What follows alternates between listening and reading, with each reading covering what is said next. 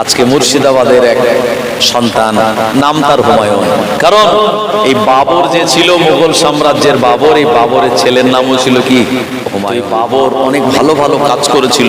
আজকে বাবরের নামে অনেক খারাপ খারাপ কথা বলা হয়, কিন্তু না, সে যদি চাইতো যে এই ভারতে হিন্দে অন্য কোন ধর্মের মানুষ থাকবে না, তাহলে থাকতো না। কিন্তু সে চেয়েছিল এখানে হিন্দু মুসলমান সবাই একসঙ্গে থাক, কোনোদিন সে বিভাজন চায়। এই যে বাবরি মসজিদ, এই মসজিদের ওপরে তাদের একটাই রাগ কি, এই নামে তাদের আপত্তি, কথা ঠিক কিনা? আর এই নাম আছে বলেই কোটি কোটি কোটি কোটি টাকা মানুষেরা প্রাণ খুলে দিচ্ছে। ও রব্বুল আলামিন আল্লাহ, ও রব্বুল আলামিন আল্লাহ, আমি আমার বড় বেটাকে হারিয়েছি, আমি হুমায়ুনকে হারাতে চাই না।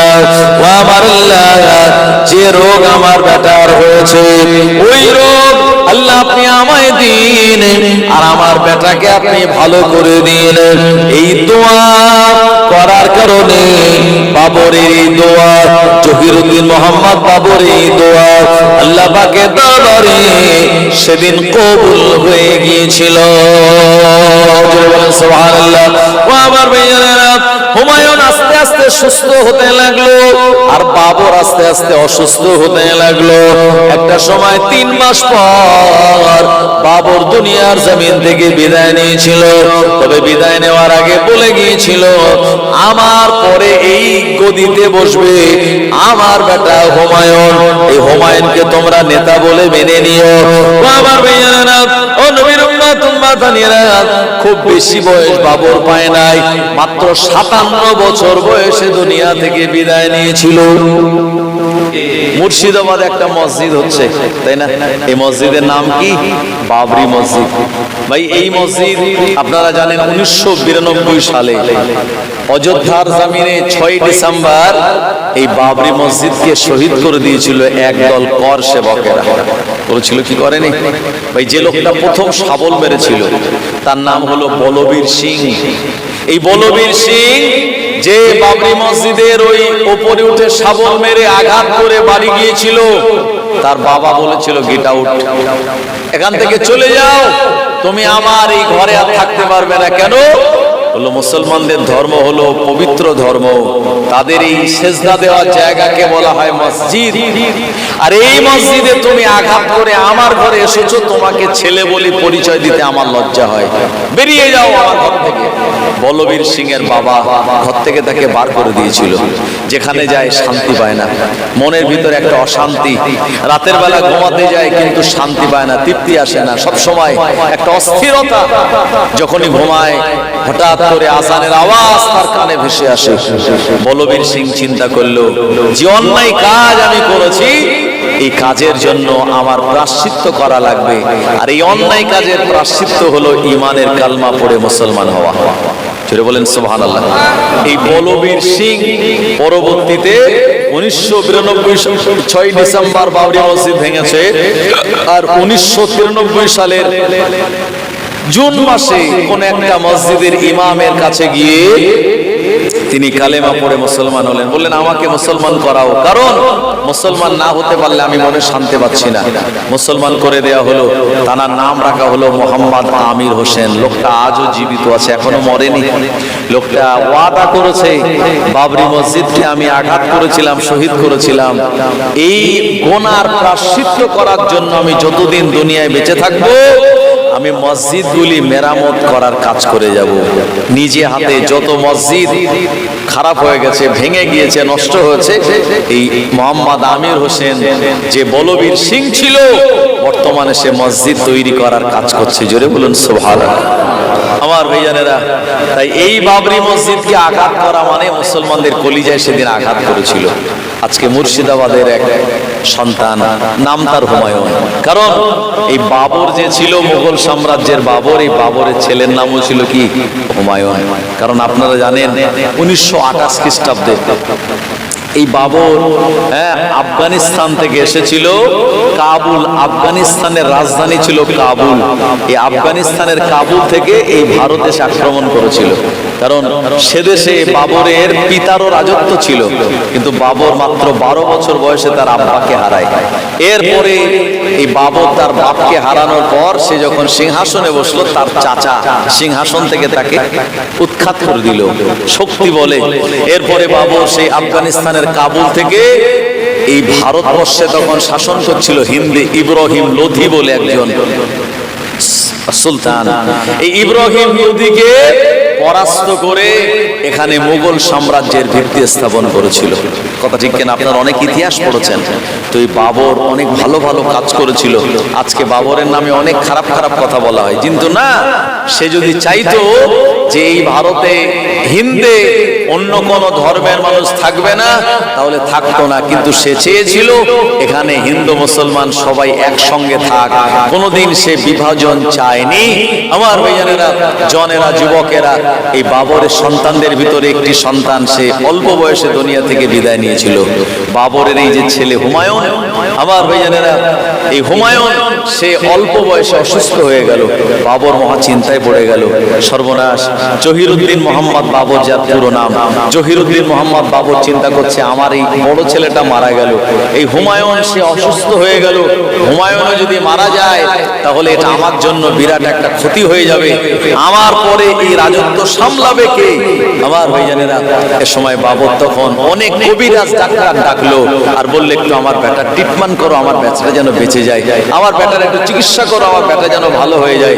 কিন্তু কোনো ওষুধ কাজ করছিল না, কারণ ওষুধ তো তখনই কাজ করে যখন আল্লাহর হুকুম হয়। কথা ঠিক কিনা? আল্লাহর হুকুম না হলে ওষুধ কাজ করে না। এরপরে বাবর চিন্তা করলো, আমার তো অনেকটা দিন হয়ে গেল দুনিয়াতে, আমি বাঁচার থেকে আমার বেটা হুমায়ুন বাঁচাটা অনেক বেশি গুরুত্বপূর্ণ।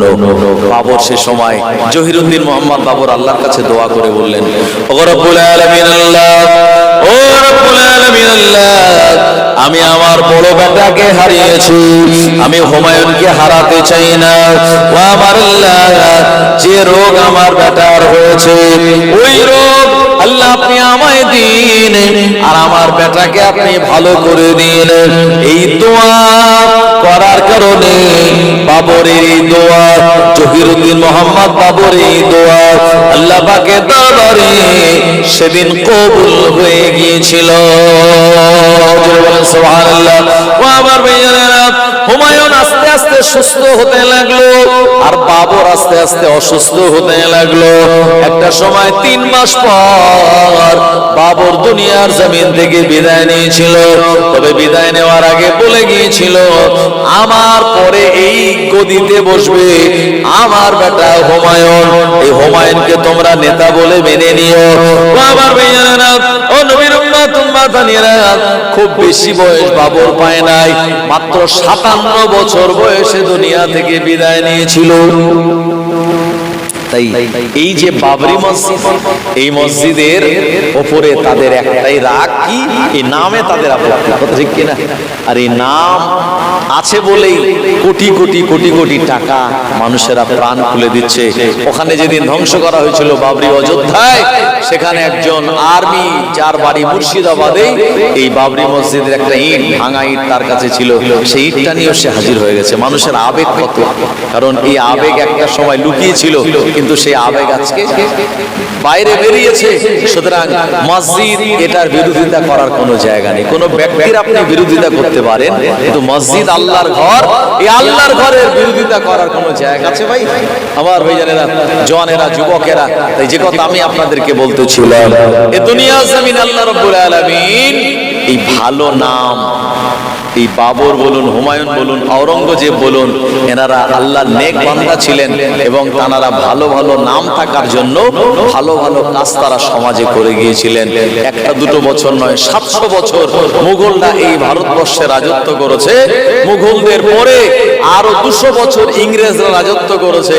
আর ইংরেজদের রাজত্ব উৎখাত করে যারা স্বাধীনতা ফিরিয়ে এনেছিল তারা হলো জাতিতে মুসলমান। হিন্দু ভাইরাও ছিল, মুসলমানেরা সংখ্যায় অনেক বেশি ছিল। তাই আজকে যদি ইন্ডিয়া গেটে আপনি চলে যান, সেখানে 92,700 জন স্বাধীনতা সংগ্রামীর নাম আছে, সেখান থেকে 64,000 স্বাধীনতা সংগ্রামী হলো মুসলমান। একবার জোরে বলবেন না সুবহানাল্লাহ। আমার ভাইজানেরা, জওয়ানেরা, যুবকেরা, ও নবীর উম্মতেরা, আল্লাহ নবী দিন দুনিয়ার বাদশা নবী পাক সাল্লাল্লাহু আলাইহি ওয়াসাল্লাম তিনি আমাদেরকে জানিয়ে দিলেন, হে আমার উম্মতেরা, উতলুবুল ইলমা মিনাল মাহাদি ইলাল লাহাদি, তোমরা জ্ঞান অর্জন করো মায়ের কোল থেকে আর কবরে যাওয়ার আগ পর্যন্ত। কারণ কোরআন মাজিদের প্রথম বাণী হলো ইকরা বিসমি রাব্বিকাল্লাযী খালাক।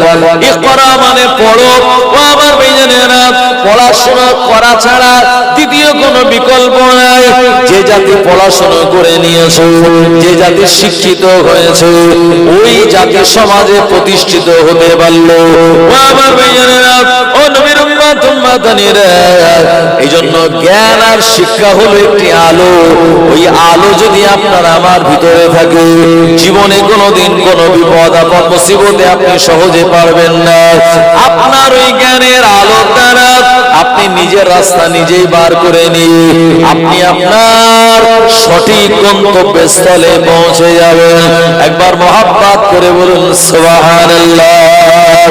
আমার ভাইজানেরা, এই দুনিয়া জমিনে সব থেকে যিনি শিক্ষিত ব্যক্তি ছিলেন, এই দুনিয়া জমিনে যিনি সব থেকে জ্ঞানী ব্যক্তি ছিলেন, উনি হলেন দিন দুনিয়ার বাদশা, আখিরি জামানার নবী, নূর নবী জনাবে মুহাম্মদুর রাসূলুল্লাহ সাল্লাল্লাহু আলাইহি ওয়াসাল্লাম। আমার আল্লাহ পাক তাকে অনেক জ্ঞান দিয়েছিলেন। এই জ্ঞানগুলি দিয়ে আগামীতে ভবিষ্যতে ফিউচারে কি হবে এক এক করে সব কথা তিনি আমাদেরকে জানিয়ে দিয়ে গেলেন। আল্লাহ নবীর আজ থেকে ১৫০০ বছর আগে বলে যাওয়া ওই কথাগুলি এক এক করে সব বাস্তবায়িত হয়। আমার ভাইজানেরা, ওই নবীর মহব্বত, ওই নবীর ভালোবাসা যদি আমাদের ভিতরে থাকে, আল্লাহ নবীর আদর্শ সুন্নাত মেনে যদি আমরা জীবন যাপন করতে পারি, আমার আল্লাহ রাব্বুল আলামিন আমাদের জন্য দুনিয়া আখিরাত উভয় জায়গাতে আল্লাহ ভালাইটা নসিব করে দেবে। আরো জোরে বলেন সুবহানাল্লাহ। এই কারণে আপনার যদি কষ্ট করে হয়, আপনার যদি ধার করে হয়, আপনার ছেলে আপনার মেয়েটাকে আপনি শিক্ষিত করুন, তাদেরকে এডুকেশন দিন, তাদেরকে আপনি পড়াশোনার দিকে মনোযোগ বাড়িয়ে দিন। আপনার ছেলে যদি শিক্ষিত হয়, আপনার মেয়ে যদি শিক্ষিত হয়, এসআইআর এর ফর্ম ফিলআপ করার জন্য অন্য কোন জায়গায় আপনার ছোটা লাগবে না। ব্যাংকের আপডেটে কত কি আছে আপনার পরিবার থেকে আপনি জেনে যাবেন। ও আমার ভাইজানেরা, দুনিয়ার মানুষ আপনার আমার কাছ থেকে টাকা পয়সা কেড়ে নিতে পারে, কিন্তু না না না, জ্ঞান নামক দামি বস্তুটা জীবনে কোনোদিন তারা কেড়ে নিতে পারেন না। পারেন? মৌমাছিকে এক আল্লাহর ওলি বলছে, আল্লাহর নেক বান্দা, মৌমাছি এদিকে আসো। কারণ মৌমাছি এটা আল্লাহর প্রিয় একটা পতঙ্গ। জোরে বলেন সুবহানাল্লাহ। মৌমাছি সুন্দর করে বিভিন্ন ফুল থেকে মধু সংগ্রহ করে আর মৌচাকে রাখে। তো আল্লাহর ওলি বললেন, শোনো মৌমাছি, তুমি অনেক ফুল থেকে মধু সংগ্রহ করে মৌচাকে রাখো, আর মানুষেরা তোমার মধুটা তোমায় না বলেই তোমার থেকে নিয়ে নেয়।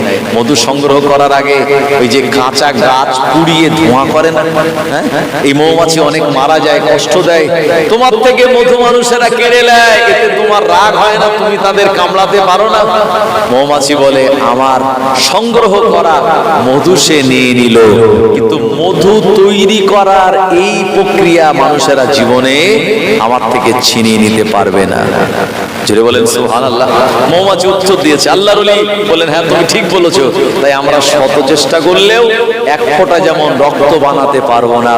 রক্ত কারুর লাগলে কারুর রক্ত কাউকে দিতে হবে।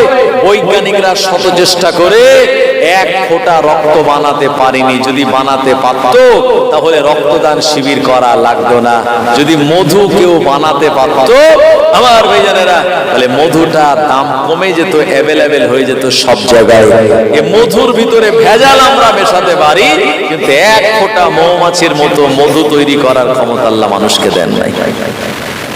আমার ভাইয়েরা, ও নবীর উম্মতেরা, ওই মৌমাছিকে আল্লাহ নবী আরেকদিন জিজ্ঞাসা করে বললেন, এ মৌমাছি, তুমি বিভিন্ন ফুল থেকে মধু সংগ্রহ করো, কোন ফুলের মধু একটু টক জাতীয়, আবার কোন ফুলের মধু বেশি মিষ্টি, কোন ফুলের মধু কম মিষ্টি, কোন ফুলের মধু আবার একটু ঝাঁঝালো, কিন্তু তোমরা যখন চাকে রাখো একই রকমের স্বাদের হয়ে যায় কি করে?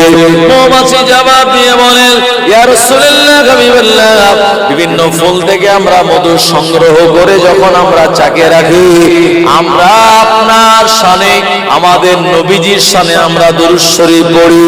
এই দুরূদ শরীফ পড়ার কারণে আল্লাহ বিভিন্ন স্বাদের মধুগুলিকে এক রকম স্বাদের বানিয়ে দেন। আমার ভাইয়েরা, আল্লাহর নবী এই কারণে বললেন, তোমরা বাচ্চাদের বেশি বেশি মধু পান করাবে। যে বাচ্চাটাকে তোমরা মধু পান করাবে, এই বাচ্চাটার জবানে তোতলামি থাকবে না, এই বাচ্চাটা জবান মিষ্টি হবে, এই বাচ্চাটা পরিষ্কার কথাবার্তা বলবে, কারণ মধুর ভিতরে আমার আল্লাহ 100 রোগের শেফা রেখে দিয়েছে। আরো জোরে বলেন সুবহানাল্লাহ। ও নবীর উম্মতেরা, এই দুনিয়া জমিনে এই জন্য কয়েকটা প্রাণী মারা নিষিদ্ধ। 1 নম্বর হলো ব্যাঙ, 2 নম্বর হলো মৌমাছি, 3 নম্বরে হলো ও আমার ভাইজানেরা সোয়াব নামক একটা পাখি, 4 নম্বরে হলো আর হুদহুদ পাখি। ও আমার ভাইজানেরা, আর এ দুনিয়া জমিনে 5 নম্বর হলো পায়রা। এ পায়রা নবীকে মহব্বত করেছিল। প্রিয় নবী আমার গারে সুরে, আপনার গারে সুরে যখন আত্মগোপন করলেন, মাকড় এসে জাল বলে দিয়েছিল, পায়রা তাতে ডিম পেড়ে দিয়েছিল। এ কারণে পায়রাকে মানুষ ভালোবাসে, মহব্বত করে। পায়রাকে আপনি ইচ্ছা করে মারতে পারেন না, তবে প্রয়োজন যদি হয় আপনি জবাই করে, আল্লাহর নামে জবাই করে আপনি তার গোশত ভক্ষণ করতে পারেন। আমার ভাইয়েরা, মৌমাছি মারা যাবে না, কারণ মৌমাছি আমাদের জন্য মধু সংগ্রহ করে, আল্লাহর নবীর শানে দরুদ শরীফ পড়ে। 3 নম্বরে ব্যাঙ আমরা মারতে পারি না, কারণ ব্যাঙ ইব্রাহিম নবীর জন্য নমরুদ যখন আগুন জ্বালিয়েছিল, ব্যাঙটাতে পেশাব করে দিয়েছিল। ব্যাঙকে জিজ্ঞাসা করা হলো, এ ব্যাঙ তুই কেন পেশাব করলি? ব্যাঙ বলল, যাতে আগুনটা নিভে যায়। না না না, ব্যাঙের পেশাবে নমরুদের আগুন নিভবে না, কিন্তু ব্যাঙের এমন ভালো নিয়াত থাকার কারণে আমার আল্লাহ ব্যাঙ মারাটাও নিষেধ করে দিলেন। ও আমার ভাইজানেরা, হুদহুদ পাখি, যে পাখিটা সুলাইমান নবীর রাজ দরবার থেকে চিঠি নিয়ে রানী বিলকিসের কাছে পৌঁছে দিয়েছিল, তাই আমরা হুদহুদ পাখিটাও মারতে পারি না। আর 5 নম্বর হলো সুয়াদ পাখি। আমার আল্লাহ রাব্বুল আলামিন আদম আলাইহিস সালামকে সিংহল থেকে, শ্রীলঙ্কা থেকে জেদ্দা পর্যন্ত নিয়ে যাওয়ার জন্য যে পাখিকে নিযুক্ত করেছিল, ওই পাখিটা রাস্তা দেখিয়ে দেখিয়ে নিয়ে গেল। এই পাখিটার নাম হলো সোয়াদ পাখি। এই পাখিটা মারতেও আল্লাহ নবী মানা করে দিয়েছে। তবে হ্যাঁ, যদি গিরগিটি দেখেন, নবীজি বললেন জুমার দিনে গিরগিটি এক আঘাতে যে মারবে 100 সওয়াব আছে। কেন? কারণ নমরুদ যখন ইব্রাহিম নবীর জন্য আগুন জ্বালালো আর গিরগিটি তাতে ফু দিয়েছিল, জিজ্ঞেস করা হলো, গিরগিটি তুমি ফু দিলে কেন? বললো, আগুন যাতে বেড়ে যায় ইব্রাহিমের জন্য, তাই আমি ফু দিয়েছি। ওর ফুয়ে আগুন বাড়বে না, কিন্তু তার নিয়ত খারাপ ছিল বলে এই জন্য গিরগিটি মানুষ দেখলেই মানুষ এটাকে হত্যা করে।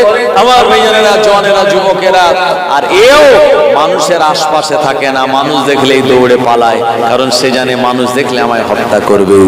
তাই দুনিয়াতে যার সঙ্গে যার ভালোবাসা, মহব্বত, কিয়ামতের মহাময়দানে আল্লাহ পাক তার সঙ্গে তার হাসর নাসর করাবেন। তাই আপনাদের মহব্বত, ভালোবাসা মুজাদ্দিদুল জামানের সঙ্গে, তার আওলাদদের সঙ্গে কিয়ামতের মহাময়দানে আল্লাহ পাক ওই একই কাতারে আমাদের দাঁড় করাবেন। জোরে বলুন ইনশাআল্লাহ।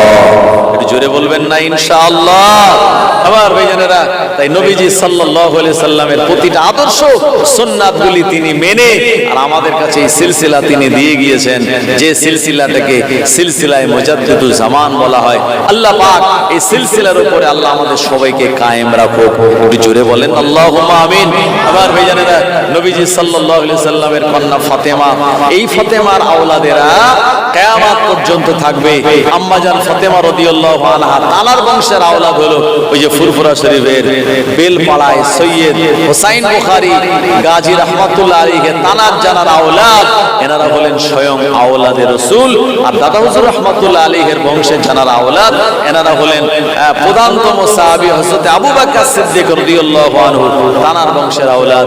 আর আম্মা জান ফাতেমা রাদিয়াল্লাহু আনহা যিনি এমন একজন ছিলেন, আল্লাহ পাক তানাকে সমস্ত জান্নাতীদের নেত্রী বানিয়েছেন। জোরে বলবেন না? জান্নাতে সমস্ত নারীদের সর্দারিনী করেছেন আম্মা জান ফাতেমাকে। আমার ভাইয়ানেরা, আল্লাহ নবী দিন দুনিয়ার বাদশাহ নবী পাক সাল্লাল্লাহু আলাইহি ওয়াসাল্লাম বললেন, এ আমার বেটি ফাতেমা, আল্লাহ পাক তোমাকে জান্নাতের সব নারীদের সর্দারিনী বানিয়েছে। ও ফাতেমা, তুমি জান্নাতের নারীদের সর্দারিনী। অপরদিকে তোমার দুই আওলাদ ইমাম হাসান আর ইমাম হোসাইন, এনারা হলো জান্নাতের যুবকদের সর্দার।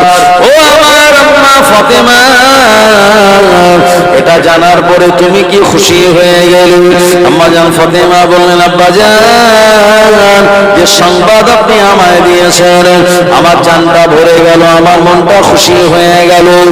আল্লাহর নবীর কন্যা হযরত ফাতেমা রাদিয়াল্লাহু আনহা বললেন, আব্বা জান, আল্লাহর জান্নাতে নারীদের ভিতরে সর্বপ্রথম কোন মহিলা যাবে? আপনার উম্মতের ভিতরে নবী আমার জানিয়ে দিয়ে বললেন, ও মা ফাতেমা, আল্লাহ পাকের জান্নাতের নারীদের সর্দারিনী তুমি। তবে মনে রেখো, তুমি আগে আল্লাহর জান্নাতে যাবে না, বরঞ্চ তোমার আগে ওই জঙ্গলের ভিতরে বসবাস করার একজন কাঠুরিয়ার বিবি, উনি আল্লাহর জান্নাতে আগে যাবে। আম্মা জান ফাতেমা অবাক হয়ে বললেন, ইয়া রাসূলুল্লাহ, হাবিবাল্লাহ, আপনি আমায় জান্নাতের নারীদের সর্দারিনী বললেন, আর বলছেন আমি আল্লাহর জান্নাতে আগে নয়, বরঞ্চ আর একজন মহিলা যাবে। হুজুর, একবার আপনি বলুন কোন মহিলা? আমি ফাতেমা, আমার আগে জান্নাতে যাবে। আল্লাহর নবী বলেন, মা, উনি আর অন্য কেউ নয়, আমাদের এই মদিনার জমিনে পাহাড়ি এলাকায় বসবাস করা একজন কাঠুরিয়ার বিবি তোমার আগে আল্লাহর জান্নাতে চলে যাবে। আম্মা জান ফাতেমা অবাক হয়ে বললেন, ইয়া রাসূলুল্লাহ, হাবিবাল্লাহ, কোন আমল তার ভিতরে রয়েছে একবার কি আপনি আমায় বলবেন? নবী আমার বললেন, এ আমার কন্যা ফাতেমা, আমার ওই নেক উম্মতিনীর কি এমন নেক আমল আছে আমি তোমায় বলবো না, বরং তুমি যদি চাও তার সঙ্গে তুমি স্বয়ং দেখা করে আসতে পারো। ফাতেমা বলেন, আব্বা জান, উনি কি এখন হায়াতে? আল্লাহর নবী বলেন, হ্যাঁ হায়াতে। কোন জায়গায় অবস্থান করবে? নবী আমার লোকেশন গুলি সব দিয়ে দিলেন, ঠিকানাটা বলে দিলেন। এই সময় নবীর কন্যা ফাতেমা রাদিয়াল্লাহু আনহা আল্লাহর নবী থেকে লোকেশন আর ঠিকানা নিয়ে পাহাড়ি এলাকা ধরে জঙ্গলের কাছাকাছি চলে গেলেন। এই জায়গায় যাওয়ার পর দেখতে পেলেন এই গভীর জঙ্গলের ভিতরে আপনার গাছপালা দিয়ে ডালপালা দিয়ে ঘেরা একজনের ঘর। ওই ঘরের যে নারী, উনি ফাতেমার আগে আল্লাহর জান্নাতে চলে যাবে।